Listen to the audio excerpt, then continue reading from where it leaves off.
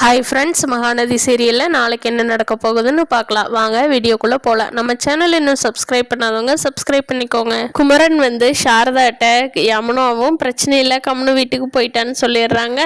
காவேரியும் சேஃபாக தான் இருக்கான்னு சொல்லி கங்காவை தூங்குற கூட்டிகிட்டு போயிடுறாங்க. யமுனா குமரன் வந்ததுக்கப்புறமா நிவின் கிட்ட என்ன என்ன எங்கள் வீட்லேயே அத்தனை பேர் இருக்காங்க, உங்களுக்கு என்ன ஒரு தைரியம் இருந்தால் என்ன அடிப்பீங்க அப்படின்னு கேட்குறா.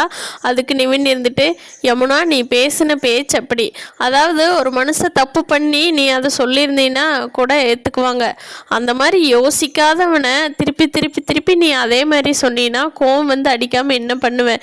எனக்கு ஆத்திரத்துக்கு ஒரு அடியோடு வந்துட்டேன் யமுனா, திருப்பி நீ பேசி என்னை டென்ஷன் பண்ணாத, பழையபடி இரிட்டேட் ஆகிற மாதிரியே பண்ணிகிட்டு இருக்காது யமுனா ப்ளீஸ் அப்படின்னு நிவின் கேட்குறாரு. அதுக்கு யமுனா, ஆமாம் நான் எது சொன்னாலும் உங்களுக்கு இரிட்டேட் ஆகும், நல்லது சொன்னாலும் இரிட்டேட் ஆகும், கெட்டது சொன்னாலும் இரிட்டேட் ஆகும்.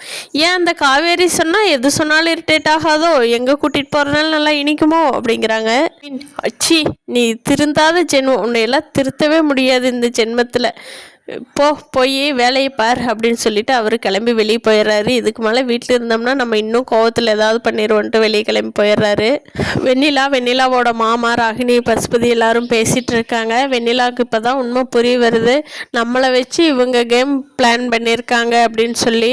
வெண்ணிலாவோட மாமா சொல்கிறாங்க, ஏமா இவங்க பண்ணினது எல்லாமே தப்புமா, நம்ம செஞ்ச ஒரே தப்பு, நான் வந்தேன் பார்த்தியா, அப்போவே விஜயோட பேச்சை கேட்டு உன்னை ஊருக்கு கூட்டிகிட்டு போயிருந்துருக்கணும், இவங்க பேச்சை கேட்டுட்டு நம்ம இங்கே இருந்தோம் பாரு, நம்மளோட தப்புமா.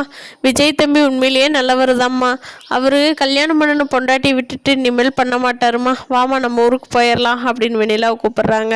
வெண்ணிலாவுக்கு அதுக்கும் மனசு வரமாட்டேங்குது, விஜய் விட்டு கொடுக்கறக்கும் மனசு இல்லை. அதே சமயம் அவர் இன்னைக்கு கல்யாணம் பண்ணிக்க மாட்டாருங்கிறது உறுதியாக தெரிஞ்சிருச்சு. ஆனாலும் இன்னும் ராகினி கிட்ட, உங்களால தான் எனக்கு நல்ல ஃப்ரெண்ட்ஷிப் கிடைக்கிற விஜய் கெடுத்துக்கிட்டேன், எல்லாம் உங்களால தான், பயங்கர செல்ஃபிஷ் நீங்கள், உங்களோட இதுக்காக என் லைஃப்பை வச்சு பழி வாங்கிட்டீங்கள்ல, பார்த்துக்கலாம், உங்களை சும்மா விட மாட்டேன் அப்படின்னு சொல்லி வெண்ணிலா ராகினி கிட்டவும் பசுபதி கிட்டவும் சண்டை கட்டுறாங்க. அதுக்கு பசுபதிக்கு பயங்கரமாக கோபம் வந்துடுது. வந்த கோவத்தில் வெண்ணிலா மேலே கை வச்சிட்றாரு. வெண்ணிலாவை திருப்பி ஓங்கி ஒரு அப்புறாங்க. பசுபதியும் திருப்பி வெண்ணிலாவை சண்டை கட்டும்போது கீழே மொட்டை மாடியிலிருந்து கீழே தள்ளி விட்டுறாரு வெண்ணிலாவை. சப்போஸ் கீழே விழுந்த வெண்ணிலாவுக்கு ஏதாவது ஆயிடுச்சுன்னா பசுபதியோட நிலைமை அவ்வளோதான். பார்க்கலாம் ஃப்ரெண்ட்ஸ், நாளைக்கு சுவாரஸ்யமாக நடக்க போகுது. என்ன நடக்குதுங்கிறத நாளைக்கு பொறுத்திருந்து பார்ப்போம். இந்த வீடியோ பிடிச்சிருந்தா லைக் பண்ணிக்கோங்க. தேங்க்யூ.